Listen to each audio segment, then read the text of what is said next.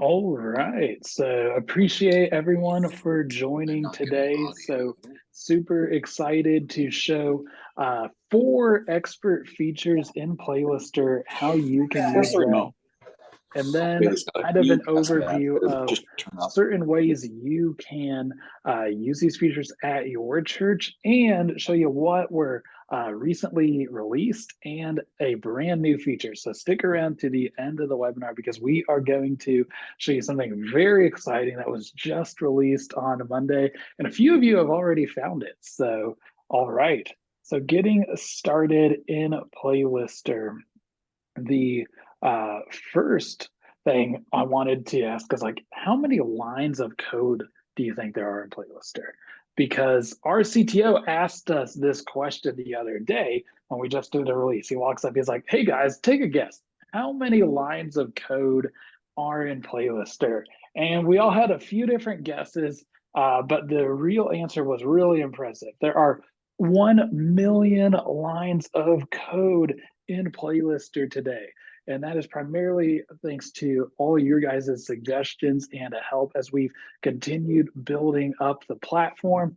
But with that many lines of code, there are a lot of things in Playlister, and not everyone's using them. So we're going to go over the four most common advanced features you can try out at your church. You might be using some of these today, you might not be, but let's get started. So the first advanced feature is adding a live stream to Playlister.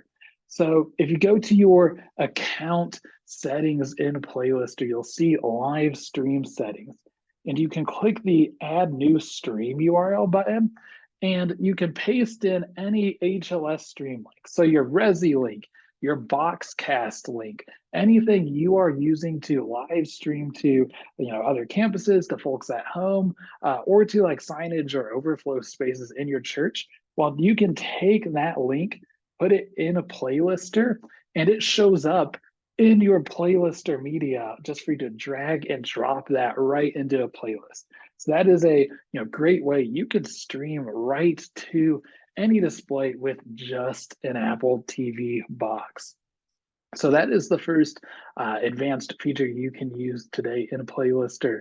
The next one is going to be scheduling playlists to auto start.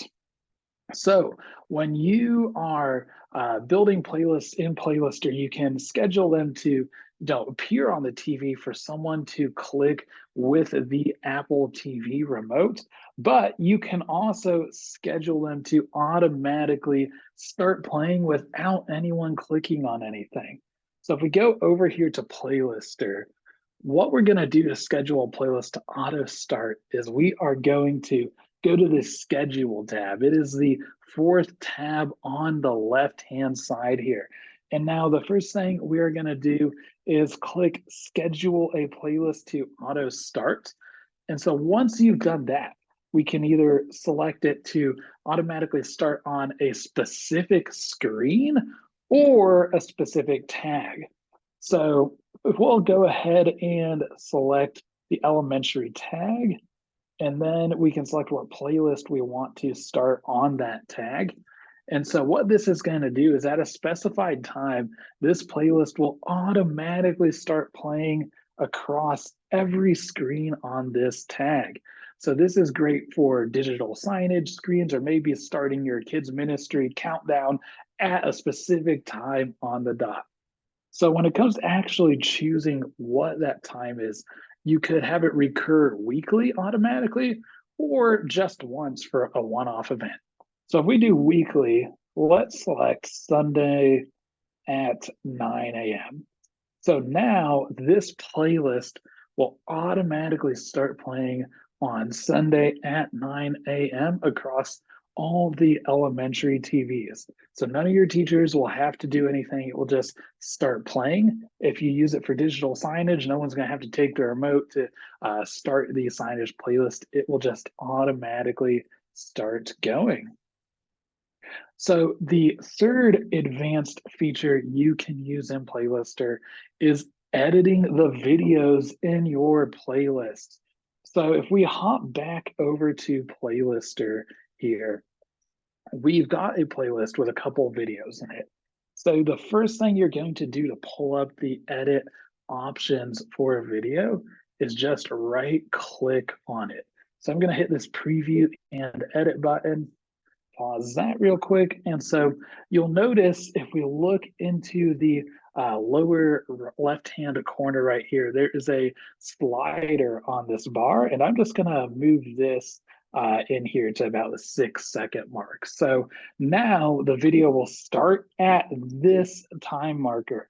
So if you want to maybe trim off the beginning of the video, or if a video has a bunch of credits or something, or a long fade at the end, you can drag the marker on the right inwards to cut the end off of a video. So that's how you can trim the start and end times of a video. But you can also adjust the video volume. So you'll notice down here in the volume section, it's currently at 100%. So you can actually lower that and just level the volume levels across all the videos in your playlist. So that way it is a consistent volume as they play. So nothing's like really loud and then really quiet. It won't fluctuate like that if you just level the sound on it. So yeah, videos are the third advanced feature in a playlister.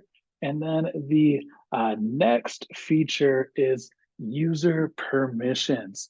So a lot of you are using user permissions already. And this came up because, when there are lots of people at a church using Playlister, we can sometimes accidentally step on each other's toes a bit. Someone might mess with someone else's playlist or put something on another person's TV. So we created user permissions so that you can segment who has access to which playlists and TVs. So let's talk about how it works.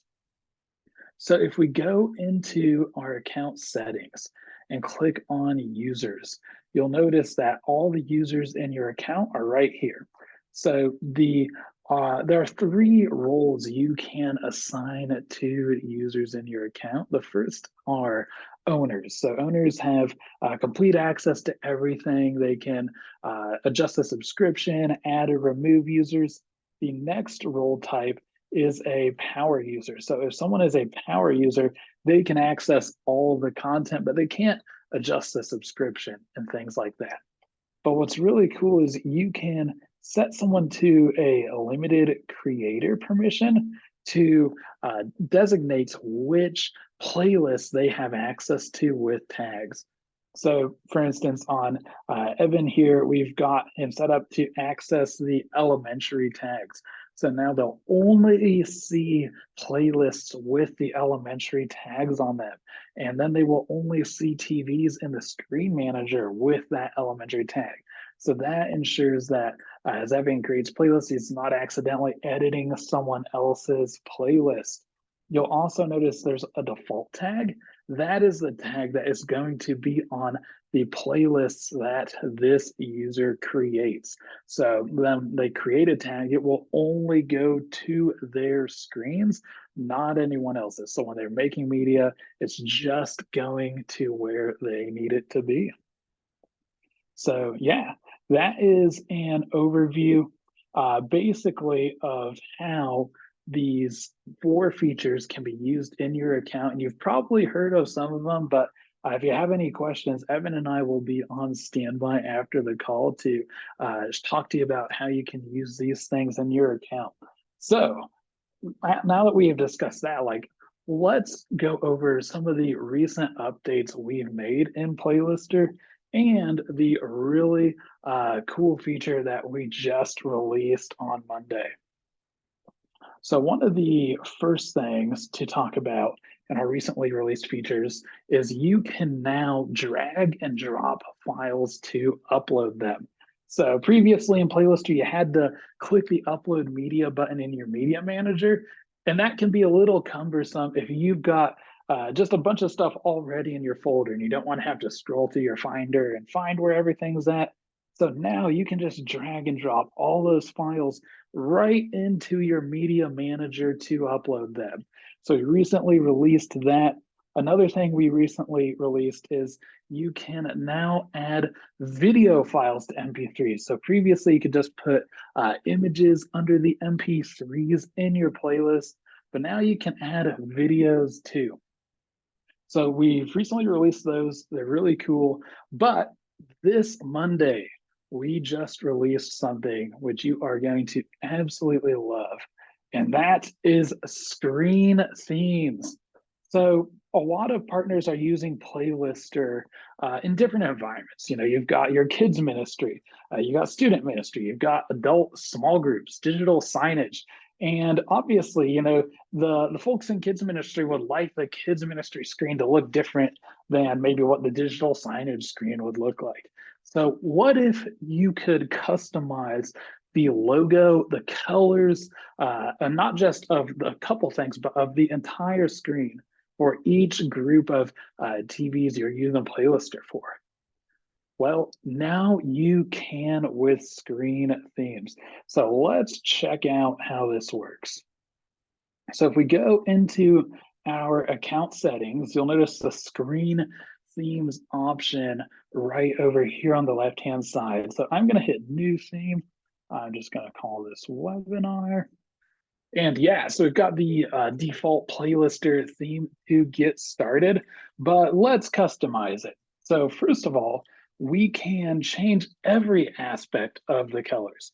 So for instance, the time under the clock, we can change that color. So I am gonna make that orange. The playlist, we can change that. I'm gonna go with purple here. You know, we're getting very creative here. And then we can even change the text inside of the thing. So obviously the black and purple, you can't really see the text there. So I'm gonna make that kind of a turquoise color. And so as you go ahead and customize your screen manager, the options are pretty limitless. So this one is not wanting to change for some reason. I might have been changing the wrong one. So the other thing you can do is you can upload a background image. So you can set a background color if you'd like so. So now the background of the TV screen is going to be green.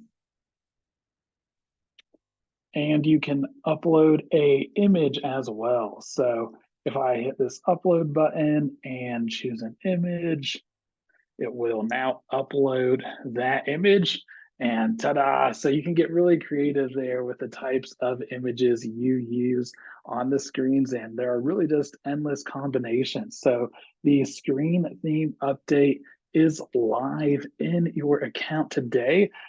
When you want to add it to a TV, you'll just go to your screen manager and select your TV by clicking on it. It'll open the screen details modal.